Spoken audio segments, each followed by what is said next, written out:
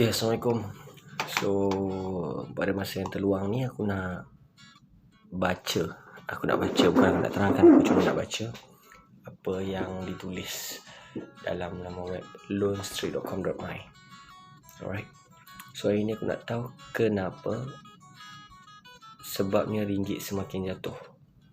Right, sekarang ni bukan waktu yang sesuai kalau kau nak travel, lagipun COVID-19 kan. Jadi sebabnya kalau korang pergi ke money changer pun mahal sungguh harga USD. So hari-hari pergi check nilai ringgit kat Google hanyalah untuk mengecewakan diri sendiri lah. Tapi sebenarnya bukan nilai yang paling teruk yang kita pernah alami. Bukan nilai ni yang paling teruk. Alright. So kalau korang rujuk dekat xe.com, tahun 2016 ada lebih teruk lah. Sebab menjunam sehingga sekitar RM4.40 bagi 1 USD. Alright.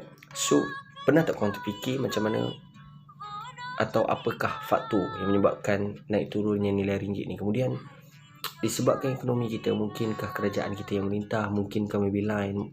So dalam video kali ni aku akan bacakan daripada website yang aku sebutkan tadi, faktor, salah satu faktor yang mainkan peranan yang sangat penting dalam kukuhnya nilai ringgit.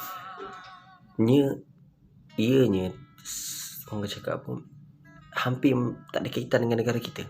Sebaliknya, ini melibatkan world trade orang panggil apa, perang perdagangan antara kuasa-kuasa besar ekonomi, iaitu Amerika Syarikat dan juga China. Alright. So untuk memahami trade war ni ada 4 benda yang kita kena lihat. Apa kejadahnya trade war tu? Alright. So pasal apa je US dengki sangat dengan China? Dan macam mana Malaysia boleh kena tempias? Dan macam mana ia boleh beri kesan kepada kita ni sebagai rakyat marhain. Right. So trade war ni adalah perang perdagangan antara dua negara bila satu negara kenakan cukai tinggi pada barang import dari negara yang satu lagi. Lepas tu mereka saling berbalas. Sebagai contoh, satu syarikat Cina nak jual teh tarik dengan harga 100 USD. Right. Kita ambil lah teh tarik plus dengan kuih lapis. Right, kepada satu syarikat US. Jadi syarikat US kenakan cukai sebanyak 20% daripada barang import tersebut, iaitu 20 USD. Biasanya motif di sebalik cukai import yang tinggi ini adalah untuk melindungi ekonomi atau nak cipta lebih banyak peluang pekerjaan dekat dalam negara sendiri. Tapi kesan sampingannya daripada cara ini adalah barang akan naik, cukai akan kenakan tinggi, tiba-tiba korang mampu makan teh tarik and kuih lapis tu kat Hilton je lah. Right. So jadi daripada menggunakan prinsip bekalan dan permintaan, itu supply and demand, untuk menentukan harga pasaran, kaedah untuk menaikkan cukai pada barang import dilihat sebagai jalan singkat yang boleh memberi kesan buruk pada jangka masa panjang. Right. Kenapa US ni target China untuk perang perdagangan? Kalau China ni bukan kuasa besar ekonomi, US takkan target dia. Right? So hampir setengah abad yang lepas, US bergantung kepada bekalan dan permintaan dalam negara untuk mengukuhkan ekonomi mereka. Ia termasuk menghasilkan barang-barang perkhidmatan sendiri untuk memenuhi permintaan mereka. Tapi bila populasi makin meningkat, persaingan antara syarikat tu semakin sengit. Right? So syarikat nak turunkan kos pembuatan dengan mengimport barang daripada negara yang boleh menawarkan harga yang murah. Jadi China tempat dia. Sebab China ni populasi dia tinggi, dia dapat tenaga buruh yang sangat murah, dan ianya memberi impak kepada harga barang tersebut. Alright. So harga akan murah. Populasi China sebanyak 1.3 billion. Kos buruh memang rendah. So ada yang berpendapat pada abad 21 ni China merupakan ekonomi kedua terbesar dalam dunia. Right? Apa yang berlaku sekarang, US dah lama mengalami defisit perdagangan. Alright. Secara mudahnya, defisit perdagangan ialah perbezaan duit mereka guna untuk import barang dan duit yang mereka guna untuk ekspor barang. Maknanya mereka lagi banyak guna duit untuk import barang daripada buat duit dengan ekspor barang. Alright. So pada tahun 2017, jadi defisit perdagangan di US dah mencecah USD 586 bilion, dan Mereka mengalami defisit sejak 4 tahun yang lalu. 4 dekad yang lalu. Right.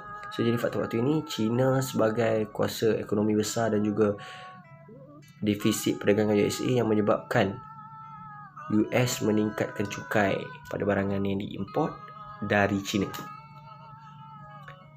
Jadi macam mana Malaysia boleh terlibat? Alright, macam mana Malaysia boleh terlibat? That's the point. Bukan Malaysia je yang kena sebenarnya, tapi mana-mana negara yang ekspor barang ke China.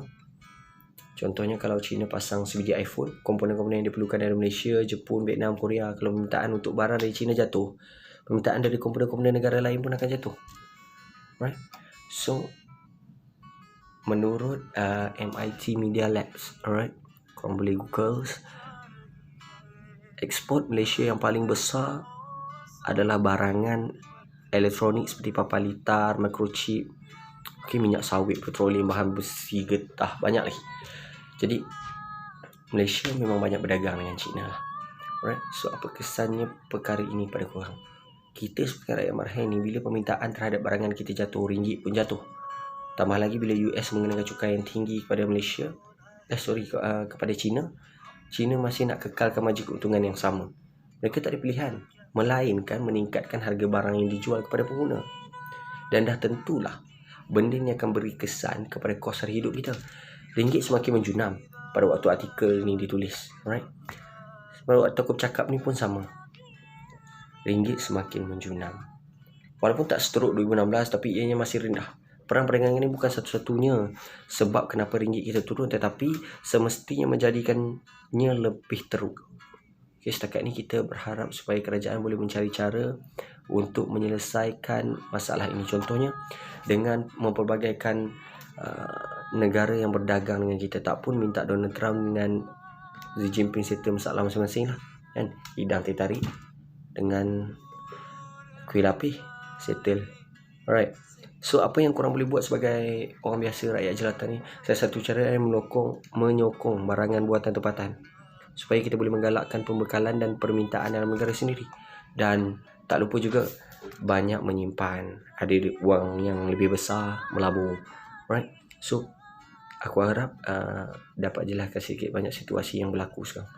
So kalau korang rasa maklumat ni berguna, jangan lupa share. Assalamualaikum.